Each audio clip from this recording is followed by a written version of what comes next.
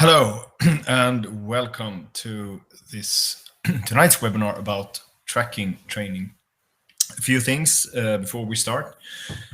We will take a short break in the middle of the webinar, just a 5-minute break.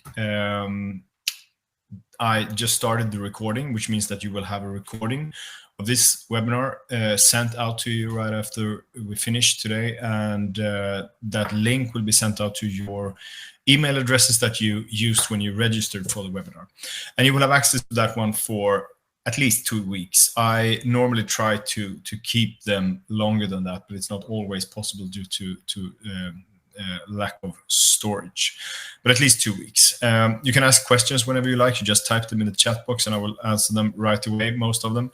The other questions that we will save to the end of the webinar, we will go through them then. All right, so this webinar will be about tracking training on various surfaces and different approaches to it depending on the end goal. I will talk a little bit about tracking in general, and then we will go more and more into practical training, and I will go through the steps that I normally do with tracking dogs and discuss a little bit different approaches on how to use those foundations and which step to stay a little longer on, depending on what the dog is supposed to do as a tracking dog. So I would like to just say a few words about these two definitions, or these two terms that are often referred to in tracking training, and that's tracking and trailing, man trailing, more accurate tracking, and so on. I prefer to use the word tracking for all of it. I think it's kind of pointless to spend time on discussing what type of word to use, because I think it's all tracking. It's just different techniques, and sometimes one technique is to prefer rather than another technique. It depends on what the dog is supposed to do in real life.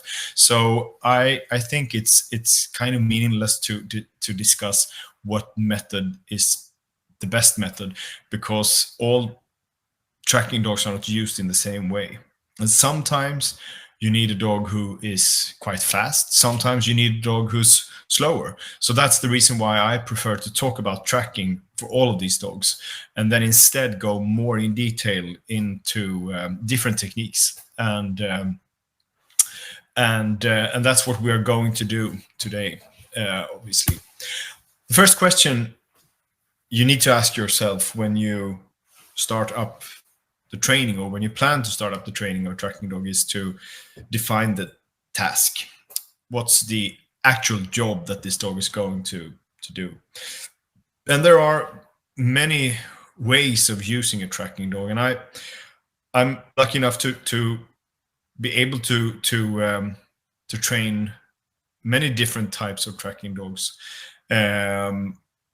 which is interesting because you can.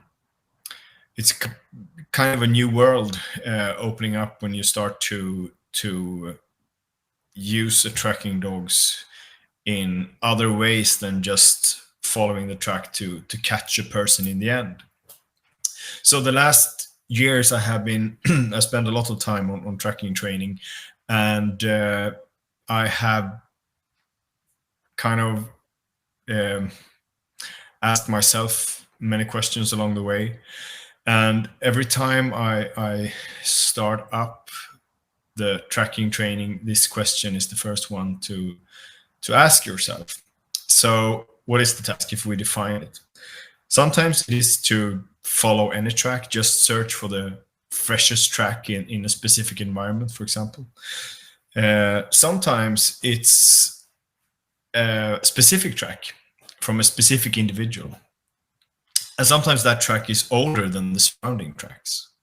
So examples of how these two tasks can be used in real life, in service, it's the first one. A good example of that is normally an ordinary police patrol dog, who very often the handler doesn't know who he's looking for. So they just search for in and outgoing tracks. And depending on the dog's training, you have sometimes a dog who has an expectation on tracks between completely fresh and up to an hour. Sometimes it's up to several hours, sometimes it's half an hour. So you kind of train the dog to search for a specific category of tracks within a certain age, for example.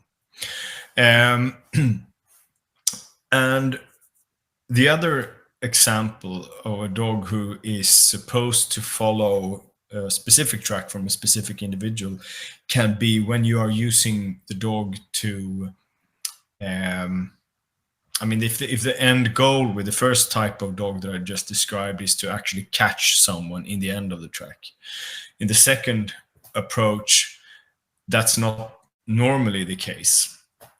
So there, the dog is more or less used to gather information, intelligence, trying to figure out as much as possible about what this person has been doing. Sometimes the dog maybe is attached to a specific target. So he might be a part of the surveillance team to track and gather information from a specific person. So that means that dog eventually actually gets to know the scent of this person, and sometimes you have another example of that type of dog, and that can be for searching for wounded animals. So the goal with that type of dog used in hunting and for traffic accidents is not always to find that animal in the end, but to get information about how wounded this animal is. So if we look at how the dogs are tracking and what technique they are using in these examples, it can be very similar. But I think that a dog who's supposed to catch a person in the end should be a bit faster. Because if it goes too slow, he has no chance of catching that person. While the other one is not that necessary to be fast. He actually has to be quite slow to get all the details along the track. And sometimes it's a combination of these two. And these are things that you need to consider when you start your training.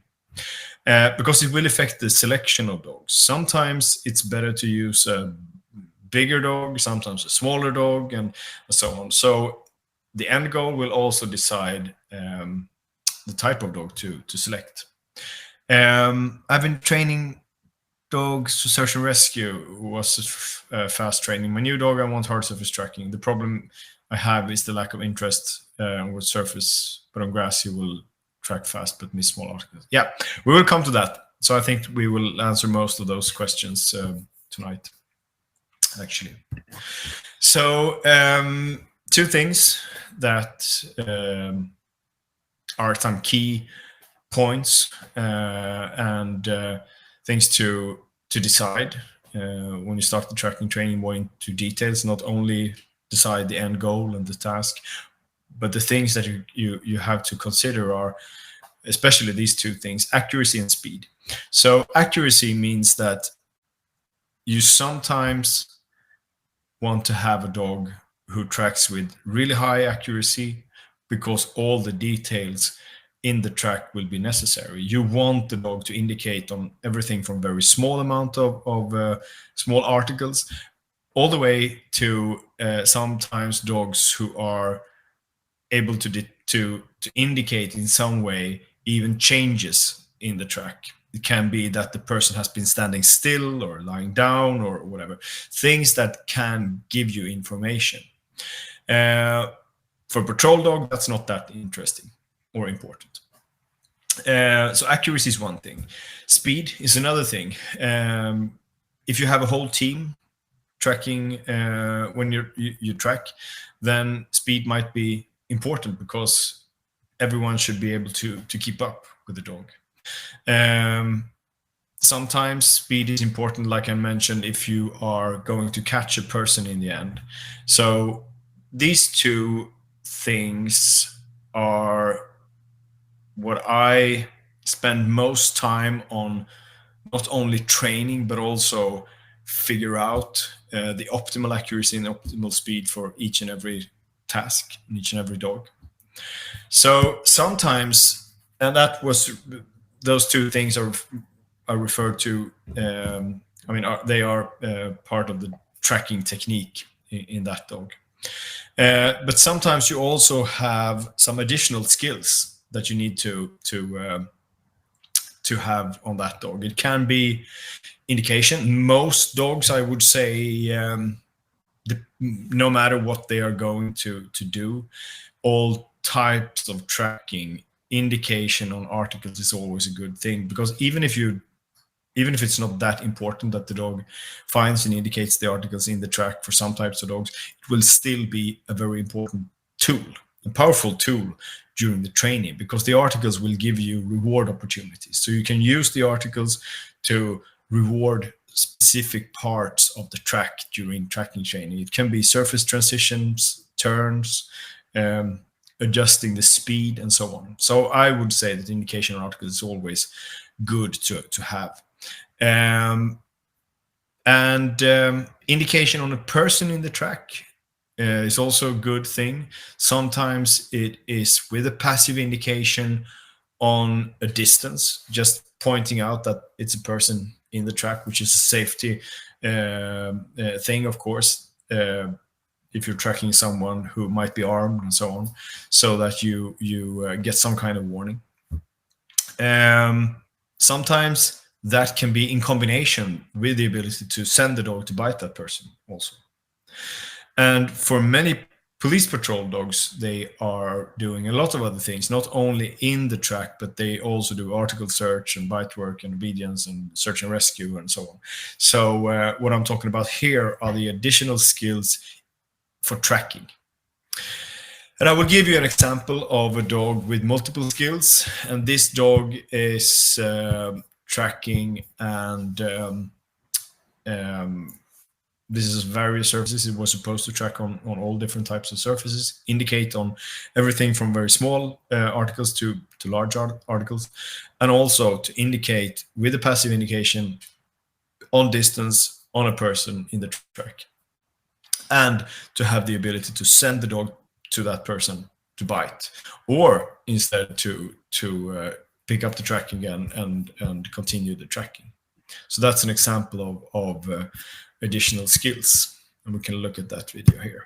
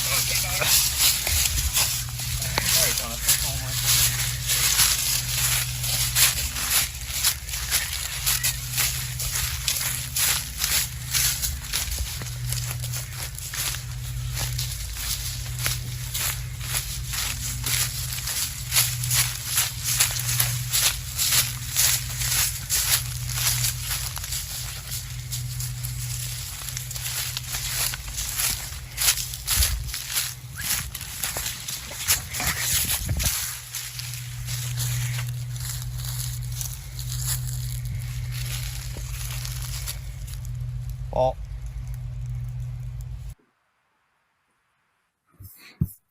so that's a good example of multiple skills and things you can do with a tracking dog. And the problem here can be or the most important thing when you train a dog to do these multiple skills is to do things in the right order and spend enough time on each step, because there are things that might be more fun for a dog to do, like biting, and then it can be more problematic to get that dog to be close to the ground, searching, tracking, and with a lot of experience of biting. So all of those problems are possible to solve if we do things in the right order. So this dog, for example, has many bites, many street bites, and clearly it's still possible to do detailed and quite slow hard surface tracking and tracking, even if the dog has expectations of finding a person in the end of it. And that all comes down to how much time you spend on the foundations. So we will start with accuracy. We have been, I was working many years with dogs in large carnivore management. We were doing bear tracking and wolf tracking, and we got the opportunity to do a lot of testing and evaluation of different ways of doing training, tracking training. Because there are many kind of old traditions in the hunting community and in that type of dog training that we had to go through and struggle a little bit to introduce new ways of training, because we could see that there were problems in that type of tracking that they were using. Dogs with very little accuracy, and they were having their heads up high, and the success rate was quite low. So what we did was that we started to train those dogs in a way that we train normally hard surface tracking, and that type of tracking, and tried to introduce that to the hunting community, of the rangers who was working with large carnivores. Because what we could see when we tested the dogs was that accuracy correlated with success. So if they had good accuracy, they were more likely to move forward in the track, and they just came longer in the track. Because if the accuracy wasn't that good, they started to lift their heads and they were distracted by other things. And when they had problems to pick up the track again. So clearly accuracy was important. And I would say that also for the dogs who are supposed to track quite fast, like the dog you just saw in the video, accuracy is still important to train, because the problem is not when they are attached to the track and when they are following it. The problem is when they encounter problems of different kinds. That's when they need to slow down, be more accurate. So we can get that accuracy, and sometimes, of course, to a higher level for the dogs who are supposed to be very detailed. We need really high accuracy, but just good accuracy for all types of tracking, good enough accuracy is always a good thing for any kind of tracking dogs. And the way to get that accuracy is through the preparations. And for those of you who have been listening to other webinars that we have had, like in detection training and indication training, you know that we spend a lot of time on search development. Search development means that we train the dog's sniffing intensity, and we stimulate that high sniffing frequency. So that's one way of building accuracy, because we just teach the dog through training to use a more accurate and intense sniffing technique, which is not only good for detection dogs, but also for this type of tracking. And the other thing is the articles and the size of the articles. Like I mentioned before, I mean, many times when you do training and you use very small articles, like very small pieces of cone or paper clips and things like that, it's important to remember that type of article is normally not very important to find in a real scenario. But as a training tool, that's what gives them this intensity. But it is, of course, important that once we have trained that indication on small articles, and when we have got that accurate technique, then it's time to change the type and material and size of articles, because the small articles are only a way to get a certain technique. And sometimes we have to go even smaller and start and use buried heights even when we need even more accuracy. How do you train to create endurance? Well, part of it is from that search development. So for the tracking dogs, they also do a lot of brick wall training, because that's where they maintain their technique, and that's where you get the endurance and stamina. And also what is important is to combine it with fitness training, because that is a very big problem, especially, I mean, it's a problem in detection, but it's definitely a problem in tracking also. Dog who has done too little fitness training, because it will be exhausting, especially hard surface. So endurance definitely also comes from fitness training, but it has to be combined with nose work to train the dog to use the nose when they are already physically tired and sometimes even exhausted. And that's something that you can train outside the track. You can do that by using brick walls, for example. Speed. Again, what's the goal? How fast do you want your dog to go?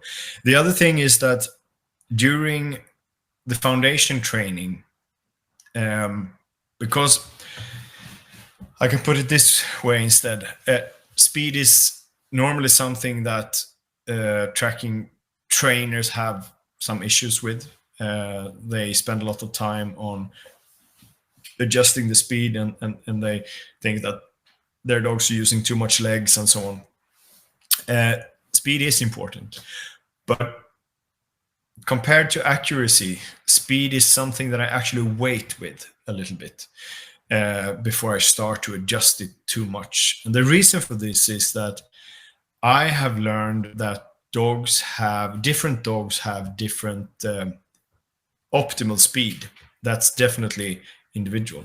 So before I start to adjust the speed too much, I want to see a little bit on the dog's natural speed. Because if I train and I can see that the dog is able to use high intense sniffing, but it also indicates the small articles that I use, then it's really difficult to say that the dog is too fast. Because what I mean with too fast normally is that they pass over articles, or that they pass over turns and things like that. But if the dog is actually performing well in the track, even on high speed, then I wait a little bit with adjusting that too much, because it can create a conflict. So first of all, I want to train the techniques, make the dog understand what we are doing here, and then train the different skills. And then I let the speed go down in a natural way by starting to add smaller articles, even buried hides and things like that, so that the dog learns that he needs to slow down. And it's not that I physically adjust, but I also, like I said, want to see the dog's optimal speed before I start to change it too much. Because I have seen many dogs who track better on high speed than they do on low speed. And for those dogs who track with high speed, good. I prefer to let them do that, and then I train them to slow down as a separate exercise, and then I can ask them to slow down. So trying to slow down the dog with the leash and so on normally will just create conflicts. So look at the dog's optimal speed, continue to build motivation, and then focus on the speed a little later on. And when we adjust it, we normally use the articles, the frequency between the articles, the distance between the articles, but also the size, of course. But also, eventually, the dog will learn to slow down, because otherwise he will pass over important events. So we can make the track more interesting, so that the dog learns that if he's too fast, he will pass over these events. age, which is a funny thing because many times when handlers or instructors give advice about how to slow the dog down, they used to say that, yeah, but you just let the dog do older tracks, which of course will slow down the dog, but it will have zero effect on fresh tracks. So it's not a solution to get the dog to slow down by using older tracks. So we need to train that more technically. Another problem is switching to fresher tracks. And it's a basic principle in learning, in learning in general, that the quicker reward, the better. The easier it is also for the dog to understand the association, of course. And what I've seen, and I guess you have seen that too, are dogs who get really high expectations on fresh tracks. And I think they pretty quick learn that the fresh tracks lead to a quicker reward. And to complicate this a little bit, explaining it, a type of problem that happen often, dogs who switch to fresher tracks, might depend on two things. One is that we have used a lot of rewards in the end of the track, or persons in the end of the track. So coming to the end becomes more important than actually investigating the track. Another thing is, and the reason for that is maybe because they think that's a bit quicker way to get the reward. But also, if you do the basic training, you start with the basic exercises that I will explain here. Tracking is difficult. It's not difficult for the dog to track, but it's difficult for the dog to understand what we mean with tracking. That we want them to track this specific track and not just any track. That's difficult. So to make them understand that, we need to focus a lot on discrimination to make the dog understand that he should continue to follow the track that he started on. And that's tricky because they might be more interested in a fresh track. So what we have learned is that during the first part of tracking training, when you just teach the dog the basic principles, keep the number of persons setting your track down. If you change persons too many times because you want to go into blind and double blind tracking as quick as possible, you might go too fast. And what happens is that the dog still struggles with understanding the foundations, but you change persons that they track every time. So after a while, those dogs think that the solution to the track is just to pick up another track. And to get a grip of discrimination and to teach the dog that you should stick to the track you started on, a simple way of teaching them that is to use only 1, 2, or maximum 3 different persons during the foundation training, because then they will learn naturally and automatically to stick to that person because they actually get to know that one. And once you have trained all the foundations and the dog really knows what to do and how to do it, that's when we take the next step and go into blind tracks and introduce new persons as often as possible. So the task decides the method. Speed, accuracy, we talked about that a lot, but also the main motivation. Do we want the dog to have this expectation of coming to the end of the track, and how realistic will it be if the dog is always rewarded in the end of the track? Will that reflect real life, or are we just building up expectations of things that will rarely happen? Is it more reliable than to make the tracking itself and figuring out and finding things along the track more motivating? I think so. But I also think that we sometimes need to give at least the patrol dogs experiences of finding someone also, of course, in the end. And all the time, what are the consequences with too high speed, too low speed, or too high accuracy. So we always have to find that balance.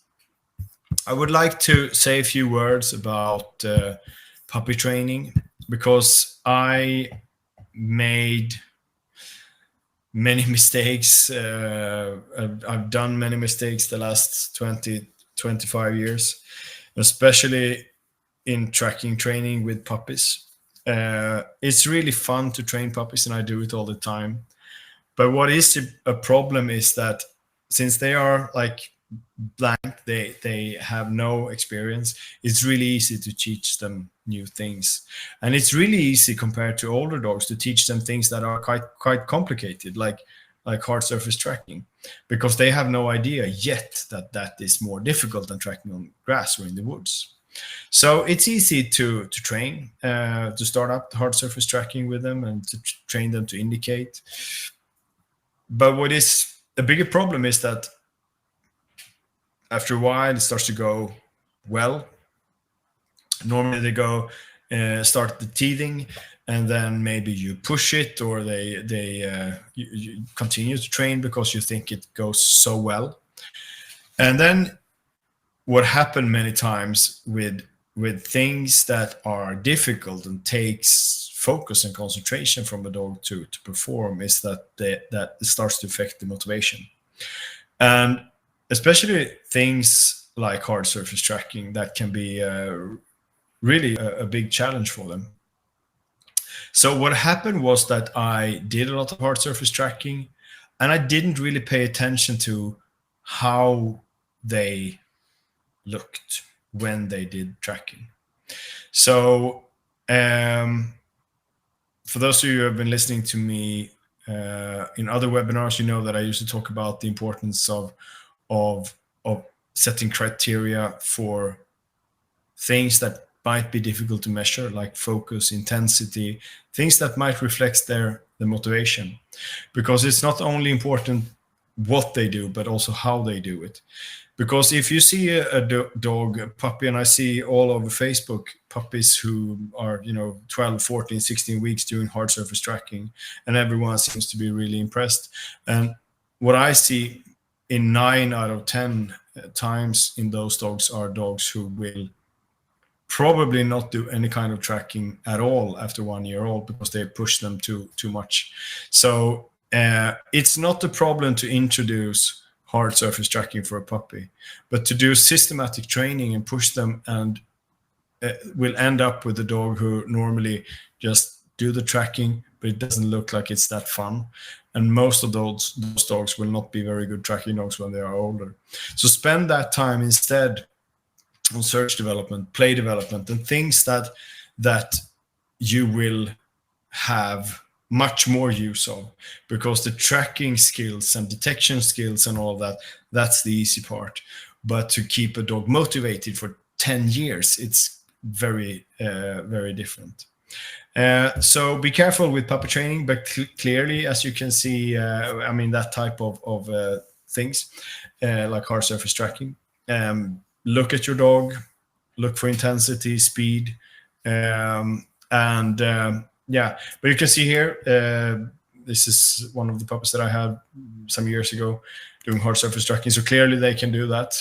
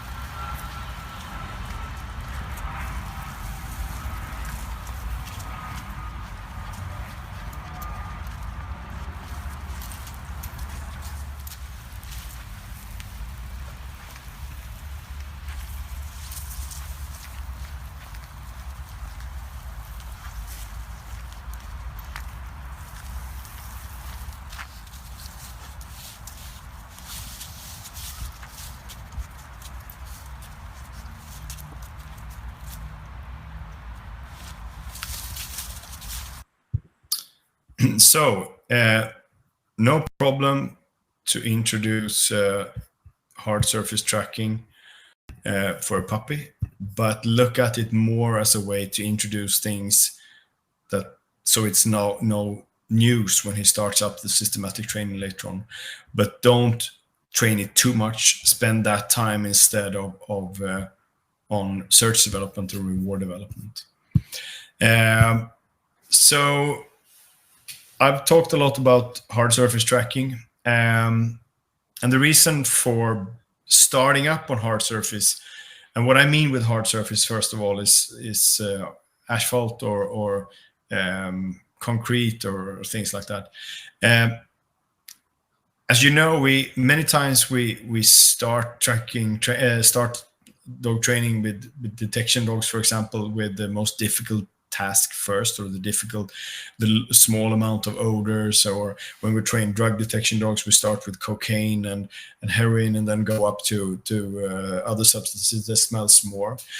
It's followed the same principle in tracking training, that we start on hard surface and then gradually go to more vegetation and grass and woods. And the principle behind that, the idea is that if we teach them that first, we teach them also that they need to be concentrated and focused, because it's much more difficult to go the other way. If we train the basic training in the woods, and then the dog starts to think that tracking is really easy, so then when we go to hard surface, they are not able to use that technique anymore, and that can be frustrating. So if we go the other way around, it will be easier.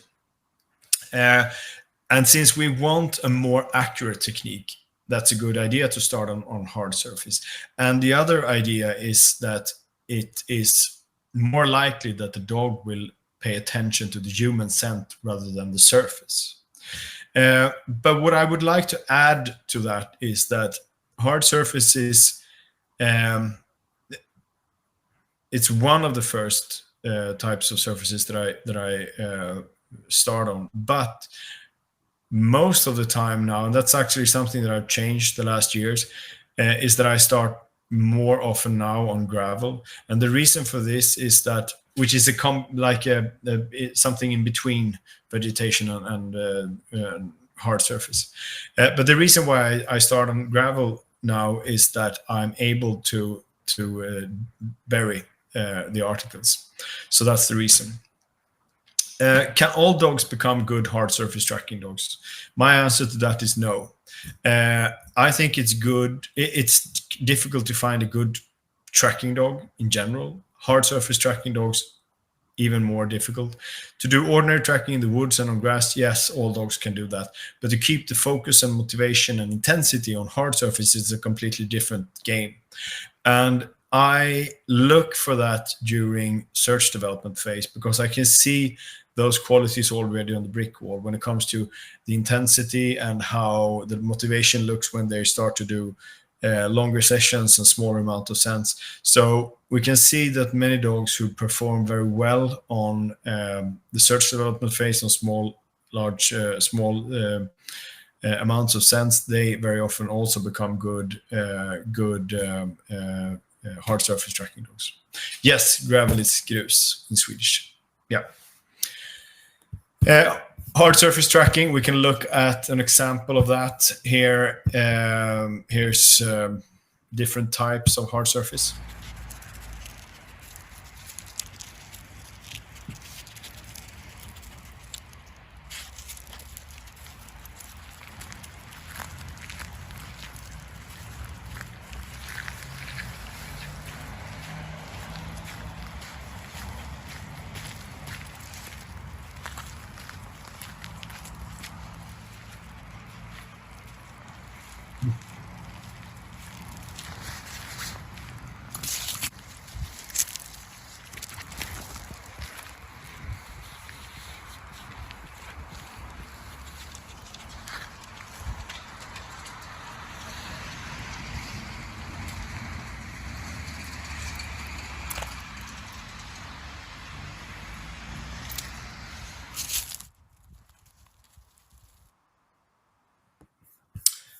And if we look at various surfaces, can look like this. And here is a mix of different types of hard surface and terrain.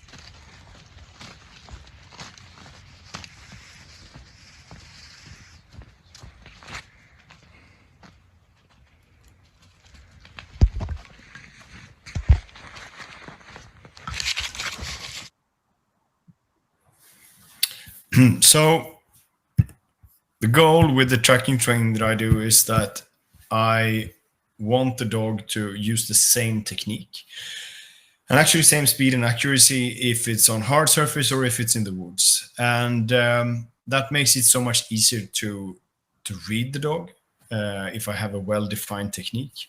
But also it is more reliable because the dog have learned on the harder surfaces to be accurate, and they will bring it into the woods and grass. And sometimes a very common problems in the track is that they are using a technique that is based on the fact that they think that they will handle all the problems just by walking with their heads up. But even in the forest, there will be difficulties, and that's why I want to transfer that accurate technique also into other more easy surfaces, and all of that comes from the foundation training, and to spend enough time on defining that technique. So the problems with hard surface then is that the dogs must be trained to indicate on small articles, because otherwise you cannot use big articles or place a toy on the hard surface. Of course you can, but the dog will see it. And even small articles are possible to see very often. So what happened many times is that the dog tracks and he's using a good technique, but when he gets closer, he still starts to pull the leash because he can see the article in the end. So that's the difficult thing with using hard surface, and that's the reason why I now more start on gravel. Hard surface tracking, and especially in urban environment, the start will be really important to get a good start, because in the forest the dog can run straight out and he will still be able to find the track or to catch the track. But in urban environment, that type of start will not be very successful. So we need to train the dog to spend time in the start and to not just go in one direction without using the nose, or to follow the tension on the leash or our body direction. So we need the dog to spend time sniffing around in the start, finding the outgoing track. And that is what takes time, because for many dogs, they have so much experience of other things that they just go. So we need to establish a habit. We need to establish a habit of spending time in the start, but also creating a habit of being accurate. And also to start over, pick up the same track over and over again. Because if you know that this is the start, and then the track goes out in urban terrain, you have to have the possibility to go back and pick up the track again if you feel a little bit insecure, or if it looks like the dog is not really attached to the track. So you need to have that ability to go back, and the dog needs to be able to do that. And that can also be something that can be kind of a challenge for many dogs. They don't want to pick up the same track again, or the same point again. So the start again is really important, and also to give the dog or to not give the dog the possibility to run. So taking the dog back when he runs or pull the leash is something we call pressure. That type of pressure is definitely not something that all dogs can do from start. They need a lot of training on this, because they can easily lose intensity if we start to start them over again. So that again comes from the search development phase, where we teach them to use the nose in a very intense way, and then also to handle the leash tension. And what we want is a dog who uses the nose from start immediately, and instead of just going in one direction and then start to use the nose for several meters. I recorded a video today showing an example of that, where I start on the same point several times. And that's something that you can only do normally with dogs with really high search motivation or tracking motivation, because otherwise they will give up and think that, okay, maybe I'm wrong then, and then they stop tracking. And this is also a way to train them to spend time in the start and to not stress or rush away, but to do this in a relaxed way, where the nose is supposed to work and not the legs.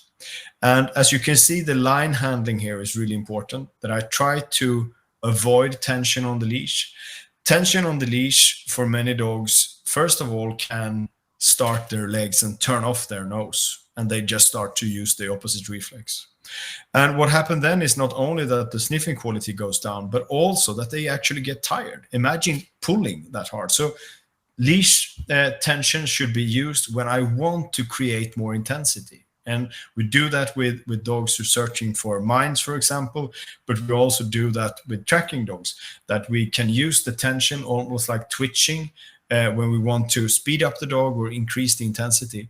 But during tracking, especially in the start, it's really important to not have tension, but to let the track lead the dog from the start, and not the tension on the leash.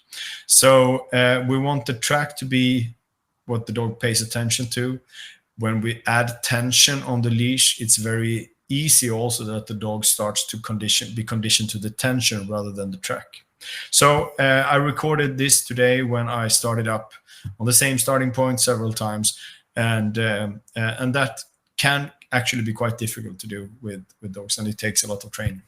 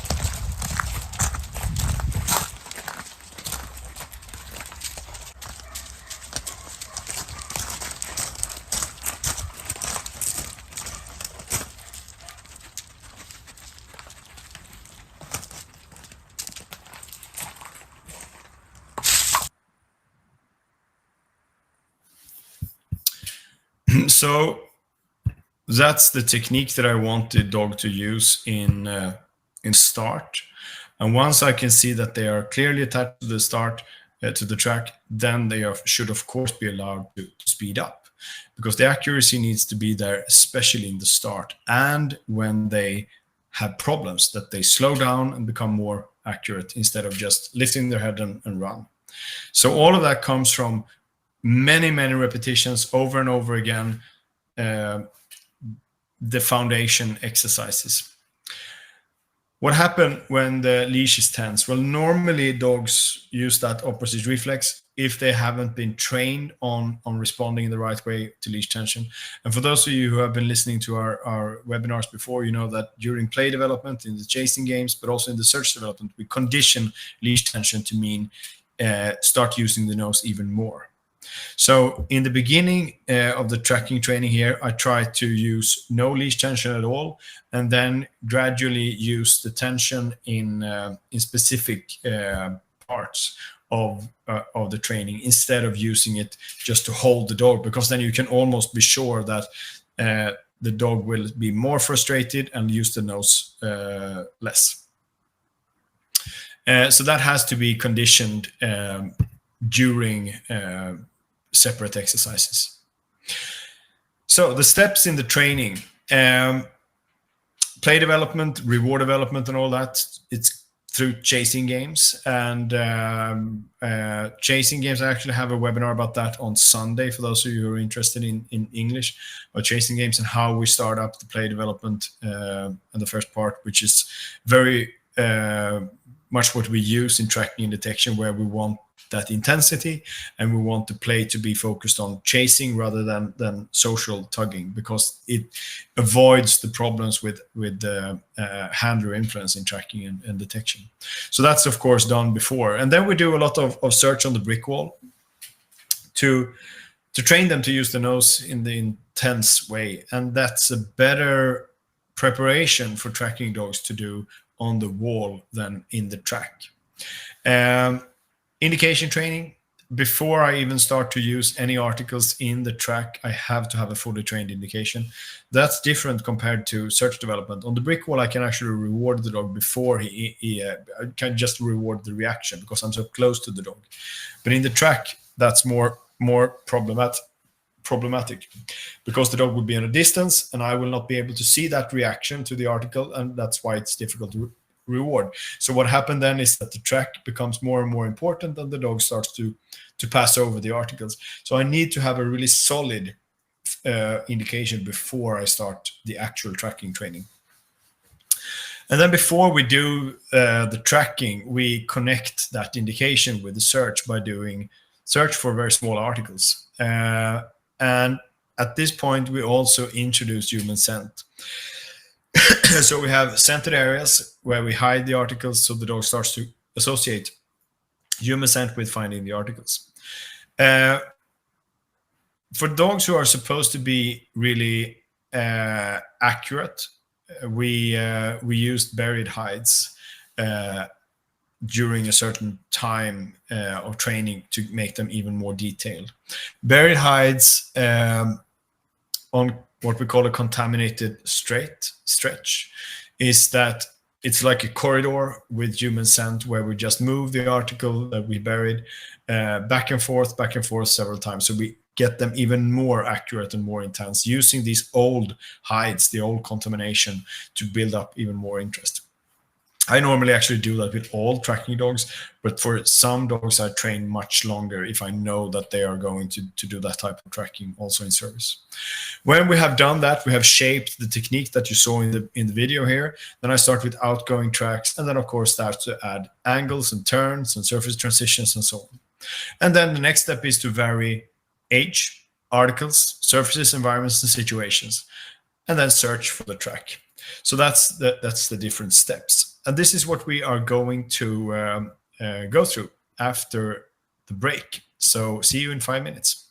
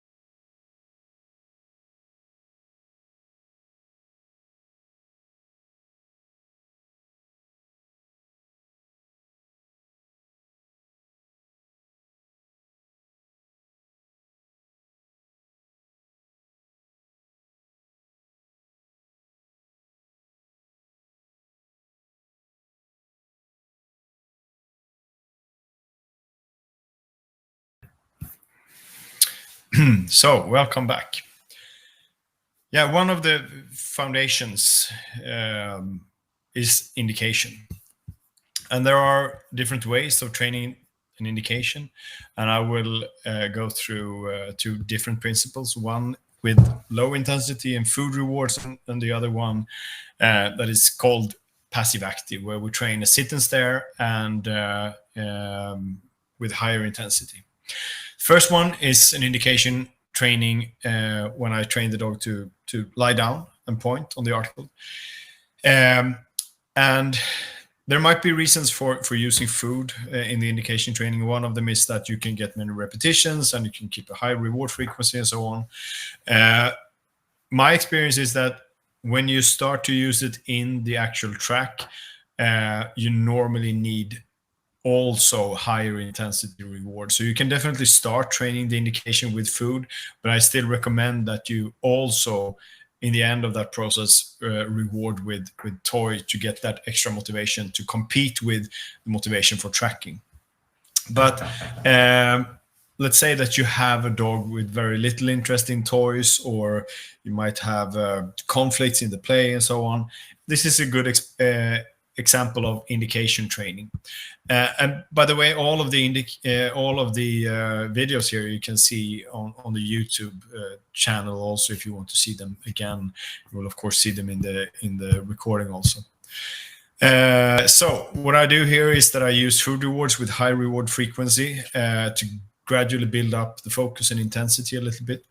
And I use a lid. The lid is the reason for using that is that I can put the piece of food under, and that's creating the focus. And when the dog has the focus, I change article and I change the reward deliverance. So from instead of having it under the lid, I start to drop it, and then I go to a smaller size article, and it can look like this.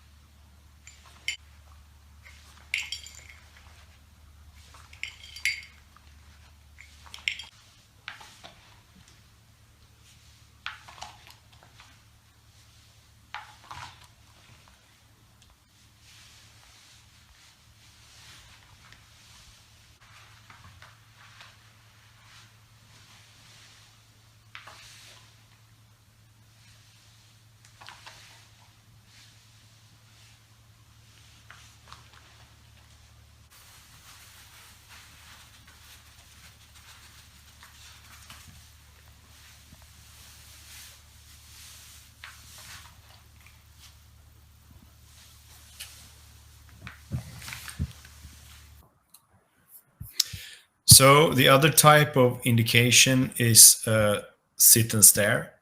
And since I normally train both detection and tracking with the same dogs, I prefer to have the same indication for both. And I think that the sit and stare is really good in tracking because it is easy to read. And many of the tracking dogs are working in darkness in the evening and night, and a dog who has a stand and stare can actually be difficult to see on distance if he's indicating or if he's just analyzing the track. So sit and stare, I think I prefer to use that one. The problem with the sit and stare is that it takes a little longer time, and you need to have a dog with really high motivation for the intense rewards to get a good and focused and precise sit and stare. The process here looks like this, and this is specifically for indication for training for tracking dogs, since I do it on ground level quite quick. And I use leash tension to get a little bit extra precision, which we do with dogs who are trained on buried heights.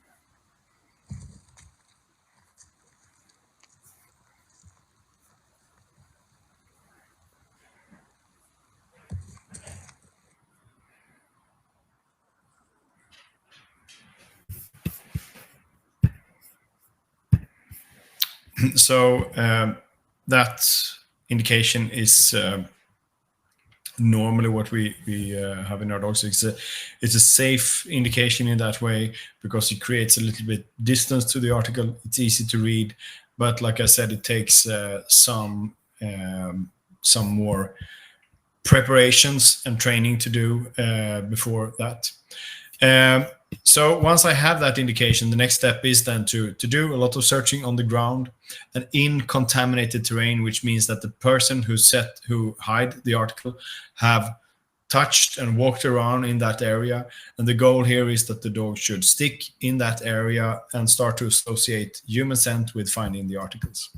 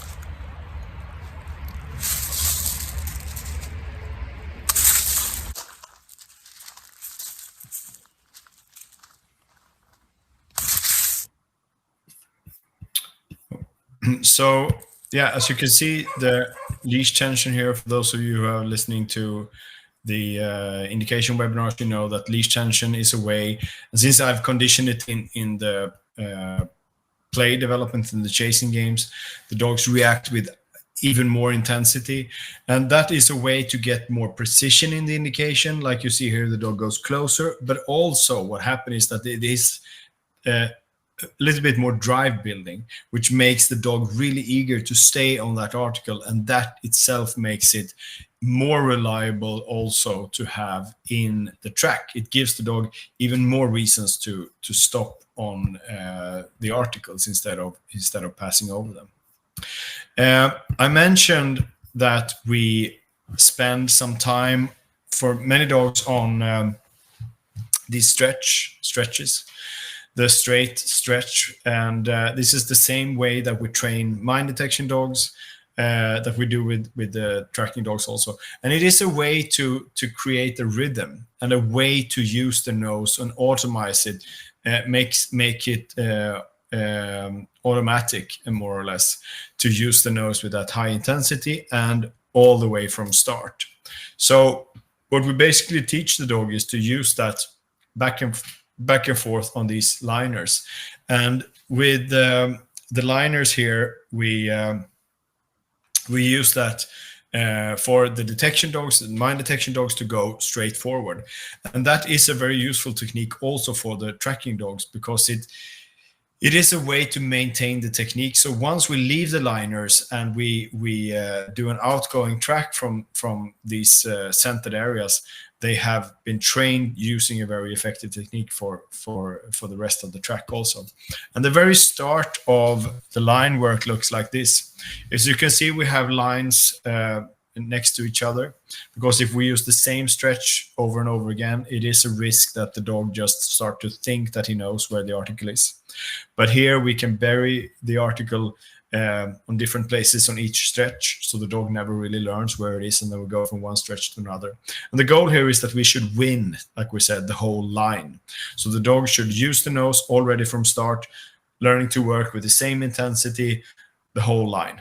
And that's a way to shape a tracking technique, searching technique, that we can use later on for tracking and also for mine detection. And the very beginning of that training looks like this.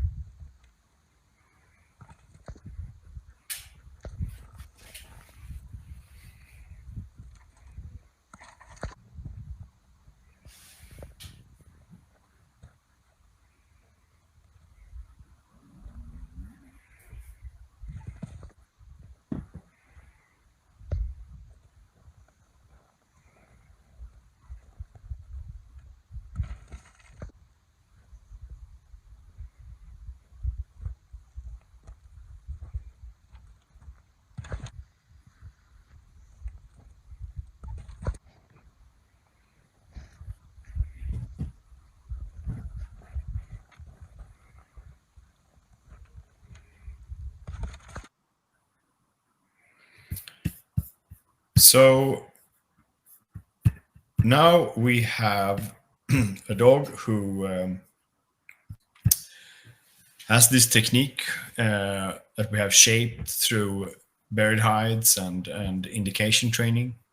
And the buried hides are good for to have a period of that for almost all tracking dogs, because it's what happened when we move that article back and forth is that these contaminated spots from the old hide creates interest in the dog, so that the dog be starts to learn that the only way to solve all of the problems is to use the nose even more intense compared to having an article on the surface.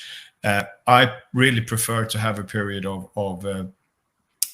training on buried hides just by that reason, because it is a good way to teach the dog to use the nose already from the first centimeter in the track.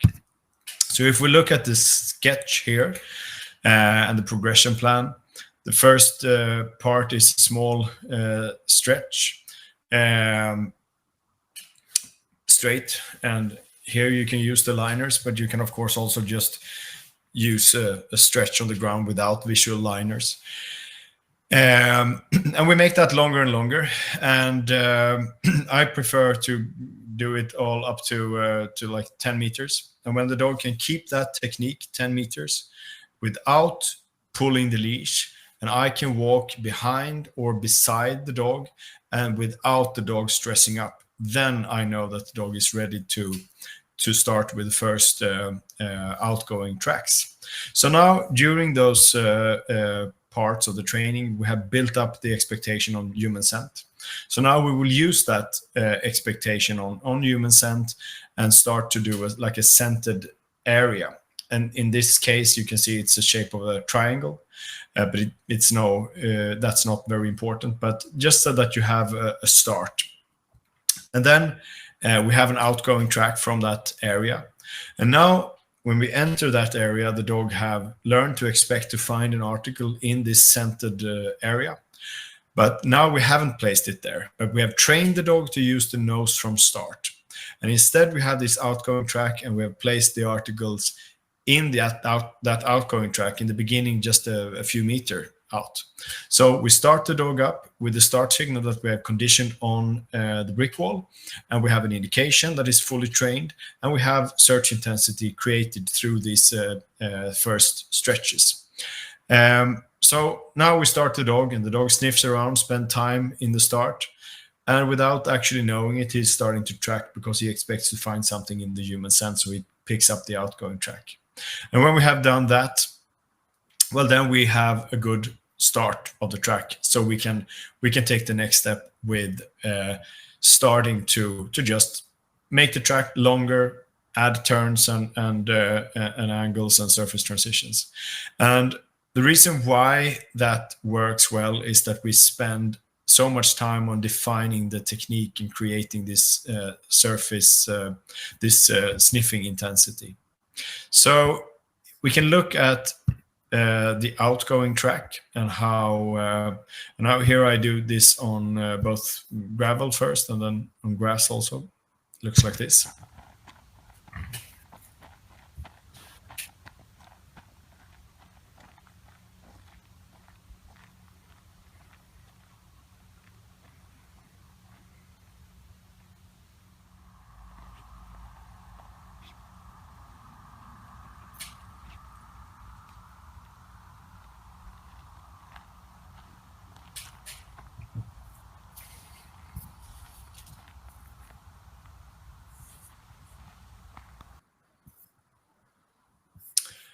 On grass, same principle.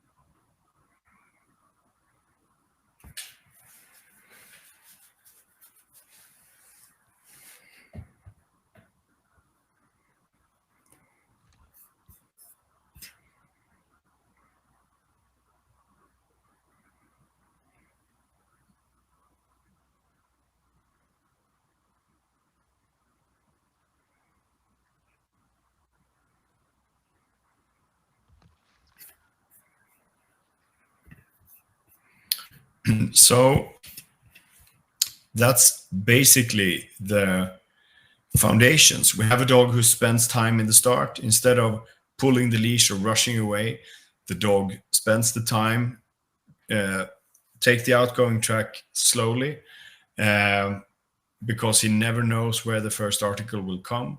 And once that has become the main technique, then we start to make the track longer and change the size of the articles. And it's really important to wait with changing the size of the articles until we can see that this is the tracking technique that the dog always use in the start of the track. And when I talk about the start of the track, I mean the first like 50 to 100 meters, because that keeps you on the safe side when you do urban tracking. Because if they are able to track with that technique and speed for 50, 100 meters, then they should definitely like be allowed to use a more energy saving technique and speed up. But then at least you have a good start. Turns, I start with curves, slight curves all the way from start here. So I think that's the best way of training turns, is to make them not make them start to train 90-degree turns immediately, but to actually train curves, so the dog learns to track through the turn and curves instead of doing them too sharp in the beginning, where the dog very often learns to circle. So I start with the curves all the way from this center area, all the way from start. Line handling is also important, that we use a relaxed line handling, because especially in turns and surface transitions, that's one of the reasons why they run over the turns, is because of the tension on the line. Handler movement is of course also something that we need to be aware of, so that we keep the same speed when we train turns and angles, so the dog doesn't start to expect a turn just because we slow down. The same with surface transitions. Like I showed you in the video with a dog who were tracking on different surfaces, that I want the same technique even if they are tracking in the woods or on hard surface. And one of the important things there is to use the same size of the articles. If I train the dog to find millimeter size pieces of Kong on hard surface, but as soon as I start to track in the woods, I use big articles, then of course the dog will quickly learn that it doesn't really he doesn't have to be very accurate in the woods, because he will still be able to find the articles. But if I do these short tracks and search exercises on all different surfaces, and I use the same size, that's how we get the same technique. But also, what I do when I introduce the surface transitions is to go back to this centered area again. So when I set the track, for example, in the forest, and I go out on the road and start to transition, then when I come to that transition, you can walk around, do this triangle, for example, there. So when the dog follows the track and it comes to the surface transition, he recognizes this triangle and expect to find an article in there. So instead of lifting the head and pick up the track on the new surface, he learns to sniff through the surface transition. And that's really important to do that, because if he learns to lift the head in every transition, that will lead to problems eventually. So train the transitions in a way that makes them seamless. So that you create some events in the transitions. You place an article in the transition, for example, a couple of times, so the dog learns to expect something in the transitions instead of going just to the new article. So then we have the foundation. We have the searching technique or the tracking technique. We have an indication, and we have started now to add turns, surface transitions, and all that. And in my experience, it's not that difficult if you have really good foundations. So I think that sometimes the problems, the common problems are described like, yeah, my dog has problems with hard surface, or he has problems with he's running over the articles in the forest. In my view, that's not based on anything else than a lack of foundation, because if you have spent enough time on the foundations, those problems rarely happen. And I think it's very important to realize that. Like in all dog training, it's more or less always connected to the foundations. The difference here is that the tracking foundations takes longer time. You actually have to create habits of using the nose in a very intense way, and all of that. But that is worthwhile, because later on you will actually have very few of the common problems if you do this enough. So once we have the foundations put in place, the next step is, of course, to add other persons in the track, to set the track, to vary everything, and do blind and double blind tracks, of course. So that means that when I'm safe with my dog's behavior, I recognize the technique, the dog is confident in the task, then it's time to do blind and double blind. And I think that sometimes it's a too big step to go from the foundations to double blind. So I prefer to add a few steps. The first thing that I do is known tracks, handler made, to establish the rituals and the habits. And then I go back to the foundations, doing an exercise that the dog recognizes. It can be this stretch, it can be this triangle with an outgoing track. But now I know where the track is, but I have someone else setting the track. So I just transfer the rituals over to a new track layer. Next step, I use blind tracks. I don't know where it is. I might only know where the start is. But I have the helper, the person who set the track walks behind me, and he's the one correcting the dog's decisions. So you all know how it can be that you walk a track, you go the track, and you discover too late that the dog has, lifted his head or did something else. And then you have to ask, am I right? And that the person behind you says that, no, you passed over that turn 50 meters away. That's where you get the big gap. And I think it's good to add this step here, so that the person who walks who set the track, who knows where it is, as soon as he can see that the dog makes the wrong decision, instead of going right, he goes left, for example, he can correct the dog, not with the leash or anything, but just with up. So the dog gets that quick correction when he's making the decision, instead of doing it too late. But you, as a handler, still don't know where it is, so you will not give the dog any cues. You don't tell the dog that you know where the track is. And that person does. But that person is easier to fade out than if you correct the dog. So once you have done that for a while, and the dog learns that, okay, he seems to know where the track is, that person, then you can start to do double blind, so that that fills the gap between completely unknown tracks and double blind, which many people get problem there. So that's why I prefer to do this third step with a blind track for the helper, but someone correcting the dog.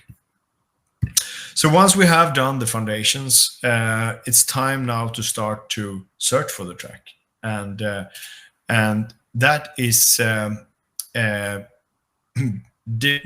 different depending on the situation. It can be a car, it can be a building, it can be a big field where you're searching for the track. So the first exercise that I do is to train the dog to react to the start of the track. And for those of you who have done detection, when you walk lineups, for example, it's important to keep the same speed, so you're slowing down or so it doesn't cue the dog. So, for example, if we have a field, you place the tracks, randomize them, the direction, for example, and you have 10, 15 meters between them. You have the dog in front of you, and at this point I have the leash and collar. I just have the dog in front of me, and now it's okay for the dog to go with head up high. I walk following the dog, keeping the same speed. If the dog reacts, I let him pick up the track, and I quickly reward him by throwing. Next step is that I walk a little faster. And if the dog passes over the track, I just continue, so I don't stop. What I want to do here is to give the dog the responsibility to find the track by showing me clearly. So if I don't slow down or change my speed, the dog will learn to react, and the reaction will be stronger and stronger. So the dog will tell me, hey, here it is, because he knows that I otherwise will just continue to walk. That's exactly how we do on lineups also with send boxes or articles, objects when you train search. Because if you slow down, as soon as you see the dog investigate something, he doesn't really need to be that clear, because he knows that he have all the time in the world. So at this point, when the reaction becomes really strong, and I allow the dog to even pull the leash, telling me that, hey, it's a track here, then I can even add an indication. And this is where the step where we add a sit and stare, for example, also for picking up the track. So the dog can also tell us where the outgoing track or ingoing track is. That is if it's a bigger area, a field, for example. If we have a house, we can follow the same principle, but instead of the lines, you can do a circle around. So I walk with the dog, and I have these strong reactions. So I can gather information about in and outgoing tracks from this circle. And otherwise the same principle, I walk the same distance, the same speed all the way. And then I can walk the whole circle. And then I have a sketch telling me, so now I know that, okay, I have an outgoing track there, I have an ingoing track there. And then after I can decide which one of them to pick up. So that's one way of searching and finding the tracks in different environments. But it all is back-chained. So we first need to have a dog who's really motivated to track and knows all those skills before we start to search for it. And the searching systems depends on how the dog is going to work. New articles, like I mentioned, first of all, I would like to say that if you have done detection training with using small pieces of Kong, what you might discover is that when you start to use them in the track, some dogs have big problems because they find the article and then they get stuck in searching, because the pieces of Kong itself has been so associated with detection that they can have problems to pick up, to kind of think tracking. So if I see that tendency, I actually change to other articles. And what I normally use are paper clips or something. Metal, but still not that easy to see on the ground. And then I introduce them in just an ordinary indication exercise or a short search. Don't wait too long with this, because it's easier if as soon as you have a fully trained indication and a good technique, then it's better to kind of introduce them quite early. And I have a video here where you can see a dog searching, doing tracking. And at this point, I have different types of articles from different materials and different size. And as you can see, if the foundations are really solid, then big articles will not affect the accuracy of tracking.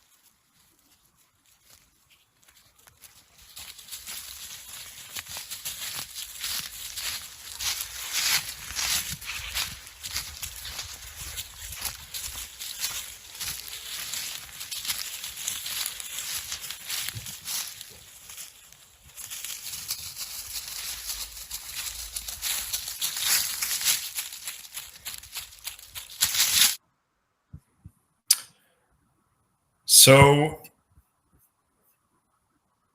the main goal with various tracking is, of course, to be able to do this in more distracted areas. And I think that sometimes people just expect it to be something completely different to do to get to that goal.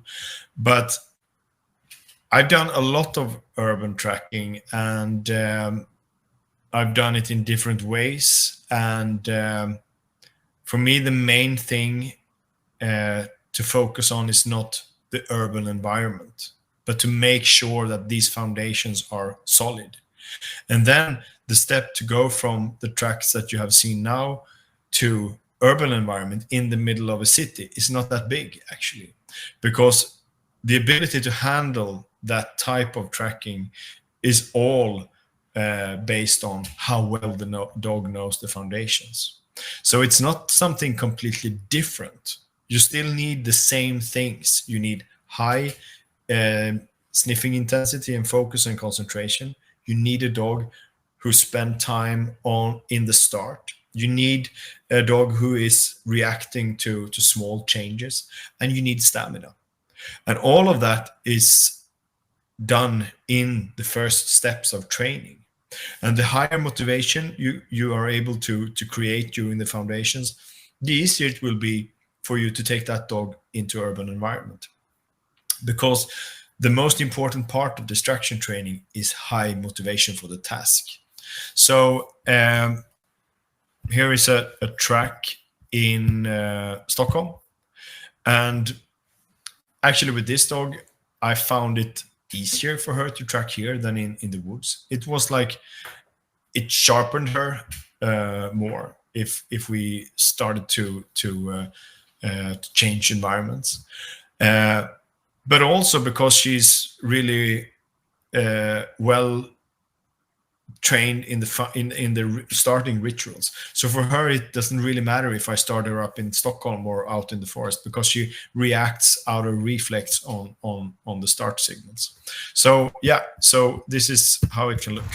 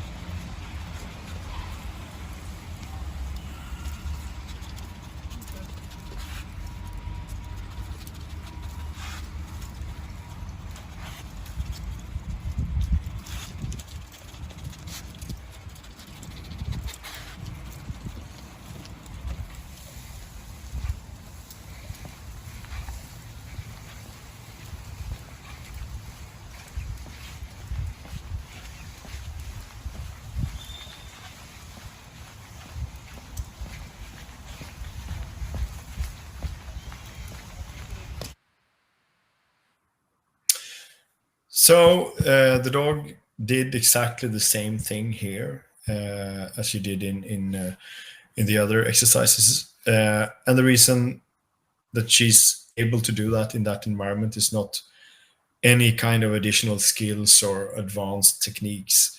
It is a combination of solid foundations and high motivation, and doing things in the right order, of course. Yes, so that was all for tonight. Tomorrow I will give a webinar about imprinting and how to teach the dog target odor scene detection. Sunday, I think, it is a webinar about chasing games. If you have any questions, you can just type them. If you have questions later on, you can always send me an email or messenger, and I will try to help. Thank you very much. Tracking on ice and snow. I saw the question. I forgot to answer that. In my experience, it depends very much on what the dog is used for. So we can see up north that since they are more used to it there, it's not a big challenge. I've done a lot of tracking on snow and ice. What I can see is that if it's really cold, then it's more difficult. But otherwise, it just takes some training, a few sessions, and then it's like just introducing another type of surface. So I don't think it's very difficult. But what you can see, if it's really cold, then they very often have to really have their nose straight over, for example, to find small articles. But that's like I think you experience in all kind of dog training, that it affects their nose, of course, if it's really cold. So, but otherwise, it's more due to their experience of that type of environments. Just like when we go to really warm places, they're much better on acclimatization than we are. But yeah.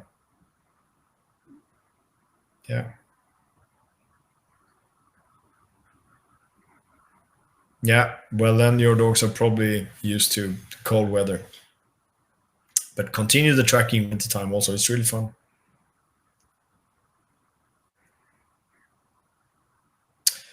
Thank you and good night. I will send out the recording now immediately, and then I hope to see you again.